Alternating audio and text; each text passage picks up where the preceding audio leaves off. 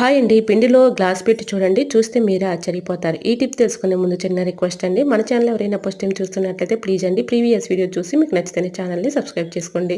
పిండి పైకి పొంగిపోకుండా ఉండాలి అంటే ఇలా ట్రై చేయండి.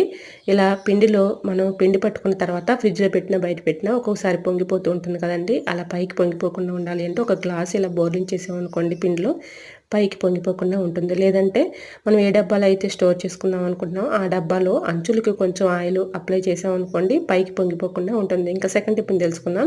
కందిపప్పు పాడవకుండా ఎక్కువ రోజులు స్టోర్ ఉండాలంటే ఇలా లవంగాలు ఒక 4, 5 తీసుకొని కందిపప్పులో ఇలా పెట్టేసుకొని పైన కందిపప్పుని ఇలా మిక్సింగ్ చేసుకున్నాం అనుకోండి మూత పెట్టేసుకొని పక్కన పెట్టుకుంటే ఎన్ని రోజులున్నా పురుగు పట్టకుండా ఎక్కువ రోజులు స్టోర్ ఉంటుంది. సో యూజ్ అవుతుంది అనుకుంటే ట్రై చేయండి. ఇంకా థర్డ్ టిప్‌ని తెలుసుకుందాం.